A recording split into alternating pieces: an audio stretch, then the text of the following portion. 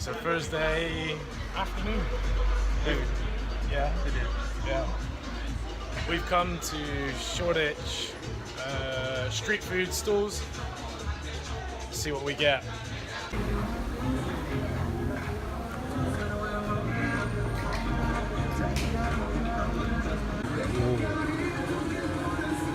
Chicken and chips.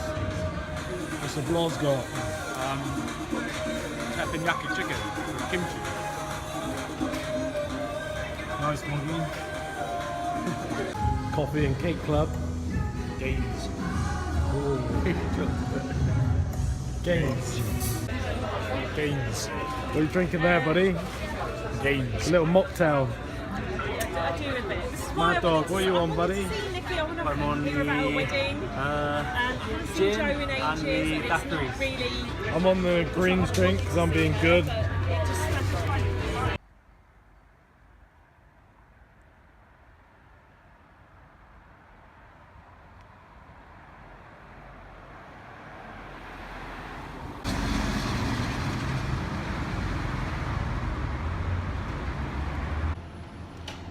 Friday afternoon.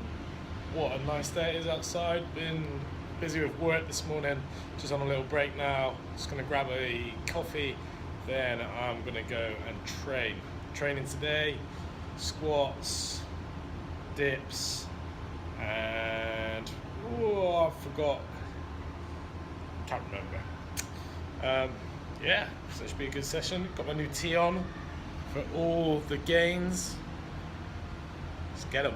Much to the delight of everyone in the gym, these have been washed fresh.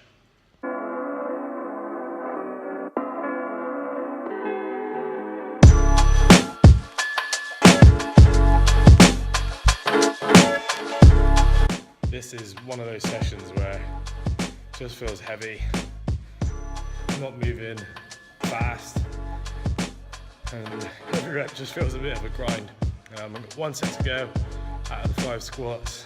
Let's get it done.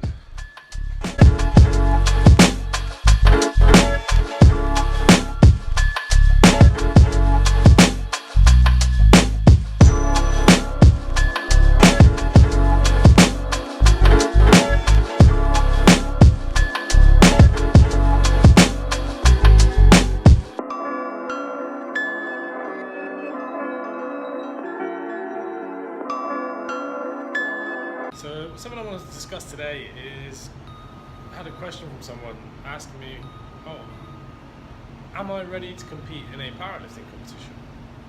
And the answer to this is it depends, because it depends what you're doing it for and what you want from it. If you're looking to compete because you want to win championships and you want to be competitive, then you need to look at previous competition results and compare your lifts to where they are. Now, you've also got to respect that these guys who are near the top of, people who are champion lifters and stuff like that have probably been doing it a while, and it's very rare for someone to just come from nowhere and suddenly come in and be fighting for those top places. So yeah, if your lifts are out of this world and you look at the lifts that have been done previously and you think you're being competitive, then go in with the mindset of being competitive for sure. On the other hand, if you look at the lifts and you're like, well, my lifts are nowhere near that, then what you can look at is the qualifying totals for perhaps the national championships. If your lifts are near those, then that probably means that you're at a decent level if you qualify for those. You should be one of the strongest people in your gym if you're going to compete, I think, or at least, yeah, you should stand out a little bit. I wouldn't say that there's set numbers that you need to have before you compete. The other thing that you could do is that you could look at it as a time you may do 2 competitions or 3 competitions a year, and you use it as your place where you go and set PBs under strict guidelines. You've got judging there. It's not one of your pals in the gym telling you, oh yeah, that squat was deep and it's a quarter squat, or yeah, that bench was you, yeah, you didn't touch it to your chest, or it's an unbiased judging panel in front of you. It's a chance for you to see if what you've been doing is working, And then also, regardless of what level you were lifting at, going and competing in a competition is something that not many people do. And I look back at competitions I've done in both powerlifting and bodybuilding, and I'm proud of them. I'm proud that I made myself go and do that sort of thing. And not many people say, oh, I've done a powerlifting competition, or I've done a bodybuilding show. And that's quite a good thing to look back at, and it creates memories for you, which are important and kind of what part of life is about, I think. So overall, if you're looking to compete, you need to weigh up, one, if you think you're going to be competitive, then look at what the numbers are in competitions and see how you compare. But the second one is just go and compete regardless of where you're at, and use it as a place where you go and set some honest PBs, and I guarantee you will enjoy the experience. It's a good atmosphere, and yeah, I highly recommend it to people. So today's workout, we're going to do some deadlifts, bench press. Micah's got some lunges, I've got some hip thrusts. Yeah, if we've got time, I think we'll get a few curls in, mate. Good.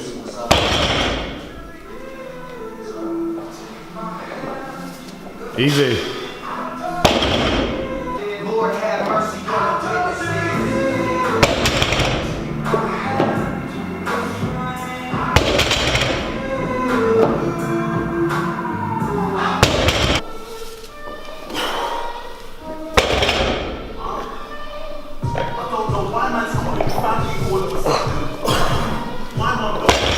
So, 3 tips for deadlifting. Number 1, pull the slack out of the bar. This stops you from leaking energy, so as soon as you apply force to the bar, if you've pulled that slack out, the bar is going to start moving. If you don't pull that slack out, then you lose that little bit at the start. And this can be the difference between getting a weight off the floor and not getting it out. Tip number 2 is to learn how to create tension through the lats and pull the shoulder blades down. So when you grip the bar, what we want to do is pull down. We're not trying to squeeze the shoulder blades back together, pulling down, and you should feel the contraction in the lats. Point number 3 is don't start with the hips too low and turn it into a squat. This should be a hip hinge. So you want the hips a little bit higher, and you should feel a stretch on the hamstrings. This should be uncomfortable in that bottom position. And Micah's got a tip number 4 for you. Always play good tunes. So,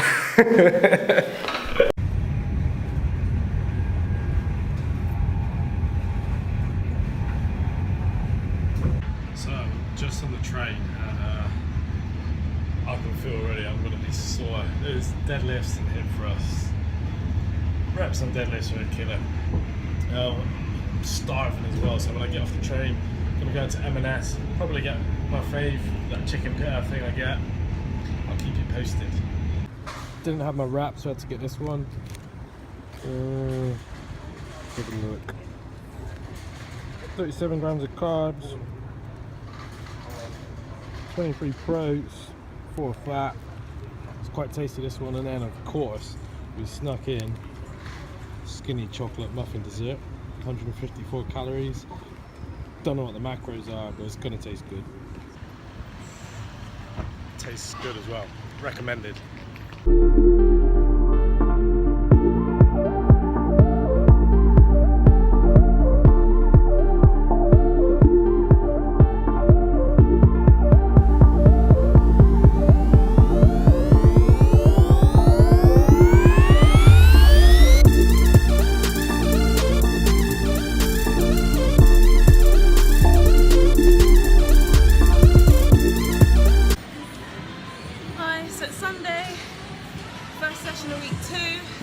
Squatting today, and my little brother's in the background. He's doing squats as well with me, which is brilliant, doing leg session. Yeah, feeling really good. Just did my first set, and oh my goodness, got a good feeling about this run up to the Worlds. I'm feeling really, really good. Time to smash some barriers. So quite a few people have asked me, how did you get into powerlifting? And truth is, I used to, very long time ago, I used to sprint. That was my sport. I was not bad, national level, top 10 for 100 and 200 meters. And then I had an issue with my back, which meant that it was too painful. It was no longer something that I enjoyed, and it was hindering my health. So I stopped working out or sprinting, and then I decided to just go to the gym. I was going to the gym maybe 6 days a week at one point, not really doing anything constructive, what I thought was training. And I came across a gentleman called Mike, and he said to me, "You're pretty strong. Have you ever thought about powerlifting?" And at that point I hadn't even heard of it, let alone thought about it. So I did some research, and then 3 months later I did my first competition. So that was, what, 2 years ago now, just coming up to 2 years, which is crazy. I've only been powerlifting for 2 years. And that's how I got into it, and I'm really happy that I just did it. There was no kind of dilly-dallying, there was no thinking about, you know, what people thought, etc. I was already training, and for me, having a goal is so important. If I have a goal and if I have something to reach and something to achieve, it makes what I do in the gym so much easier, and it's a way of quantifying that what I'm doing actually works. Because what I was doing before was just going in and out and not really being able to measure how I was doing. So that's what powerlifting's been able to provide me, and I wouldn't look back. I wouldn't look back at all. It's keeping me fit, it's keeping me healthy, it's keeping me competitive to a degree. I don't need to be the best in the world, but it's nice to keep myself accountable and to push, to lift as much as I possibly can. So that's what brought me to the world of powerlifting.